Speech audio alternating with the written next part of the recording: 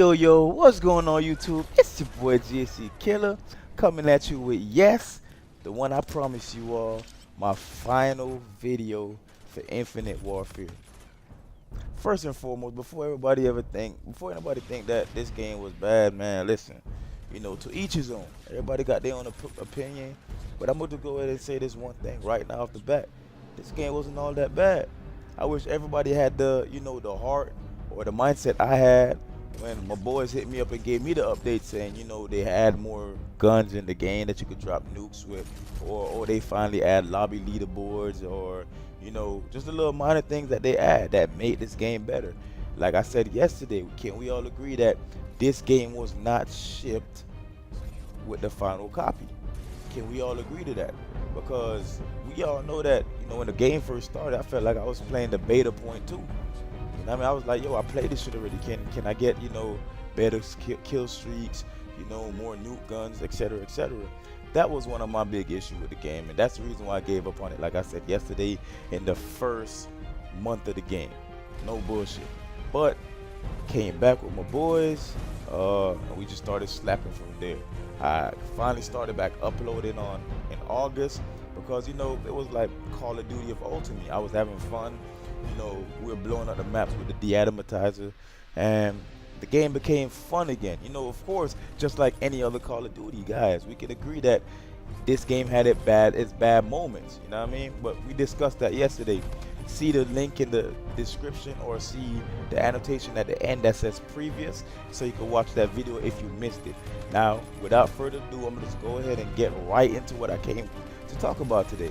And that's what Infinite Warfare did right, because guys, believe it or not, they did a lot of good shit. Now, whether y'all agree is up to y'all. And like I said yesterday, if you like it or if you agree with what I say, then comment in the comment section below saying I agree.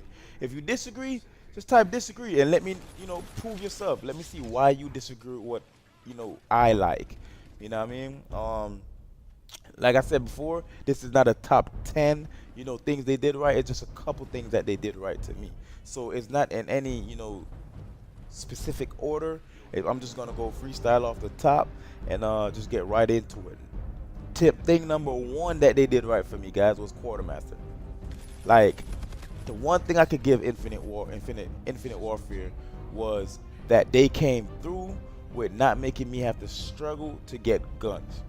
Can we all agree the weapons was already in the base form? All you had to do was just do a couple achievements, unlock a few, get a couple kills here, or do this and do that, and you get the base variant. And then from there, you can see if you can get the other variants that's in the game for that specific weapon. And I think that was the easiest thing that they could ever did. I wish the other, Advanced Warfare and Black Ops 3 did that, because in Advanced Warfare, I still ain't got the insanity. I'm still salty about that, yes, 3 years later. But, like I said, no bullshit, guys. They really did a phenomenal job with the Quartermaster this year. How you would unlock keys, from how you unlock guns, from how you get variants, like even the do protected supply drops was dope. I mean, I really appreciated that. So shout out to Infinity Ward. I tip my hat to you guys. You did a phenomenal job on that. The next thing I like to talk about is creator class. It's nothing big there, I'm just glad that they stuck with basically what we learned. So we basically had the same creator class system for 2 years. In case you guys didn't know, it was the same exact thing from Black Ops 3.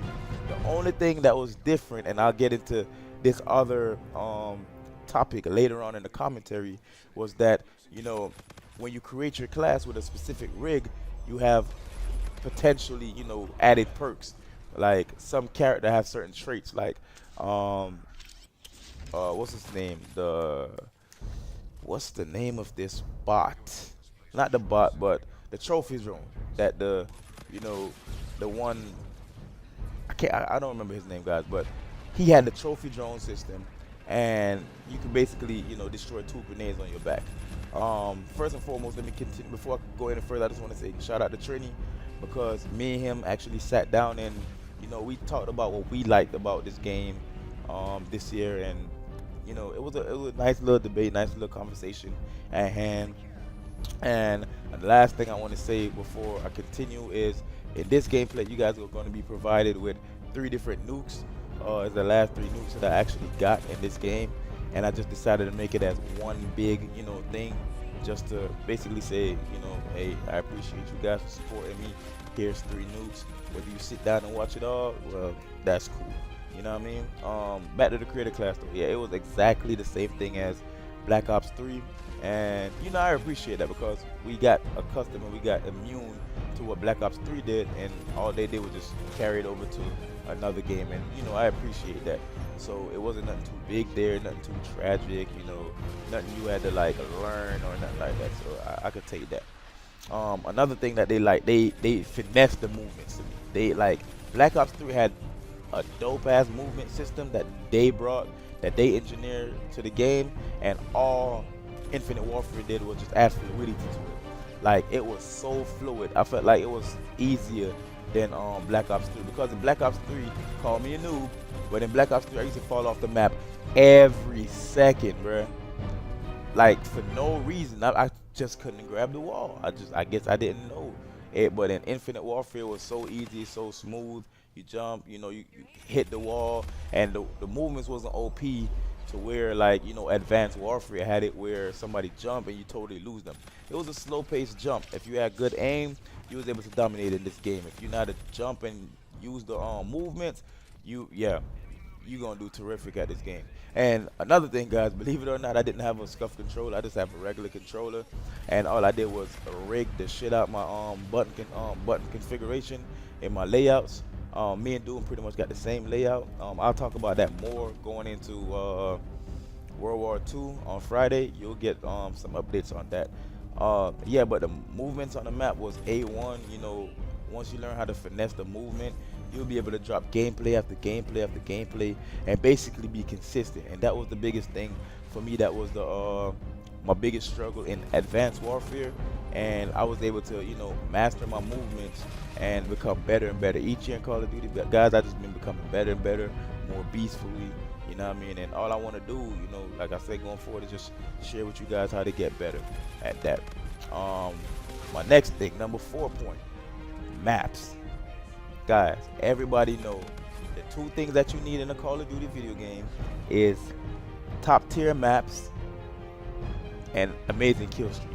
You get those 2 things, everything else don't have to be perfect. You can literally just get by with maps that everybody love and kill streak. Can't go wrong. You know what I mean? And I want to just say that they actually aced that. It wasn't like every, like say for example, if it's 3 matches back to back to back, right?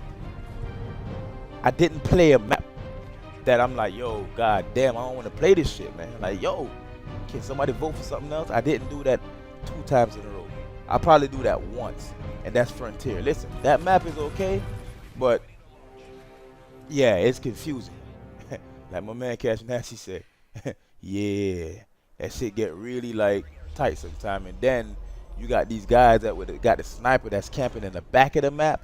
And yeah, we're not even gonna rant on that. Anyways, the maps was phenomenal this year. I really like it, and I hope that World War II have the same thing going for it. I hope they have phenomenal maps that you can have. I heard it's 9, but we won't talk about that.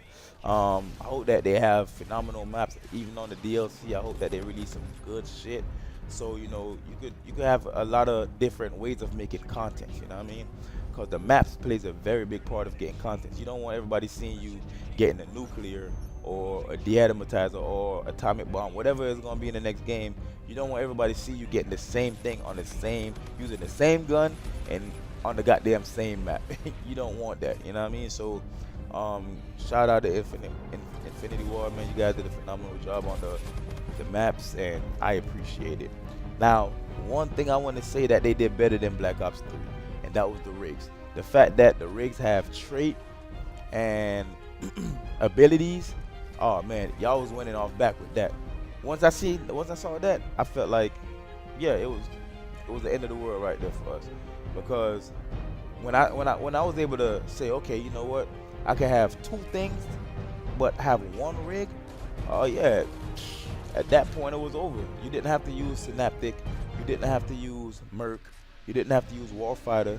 but you can use striker.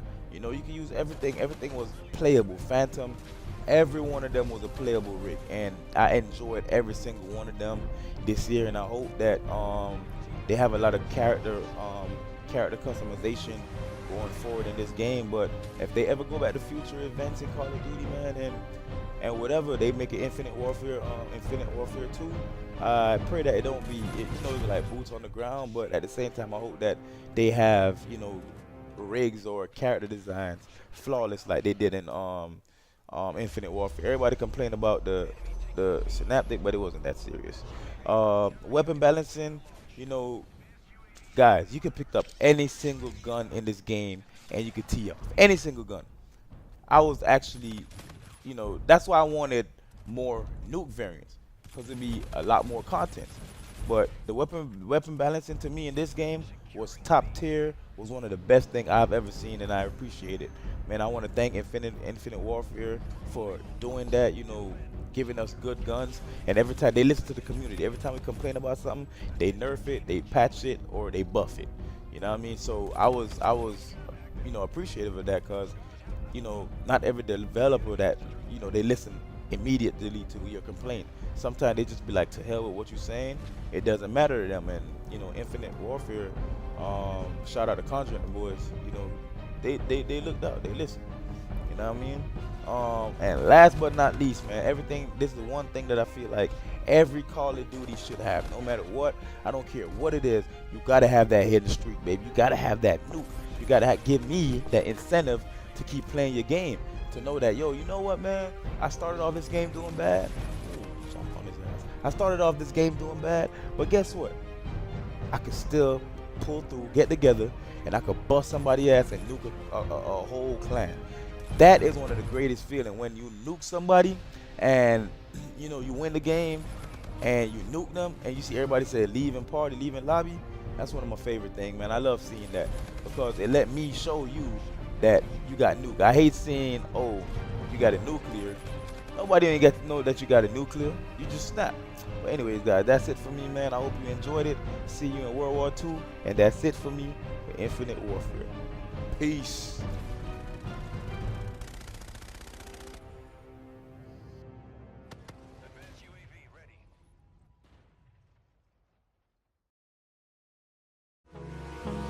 Hold me close till I get up.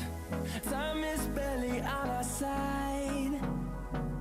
I don't wanna waste what's left. The storms we chase are leading us.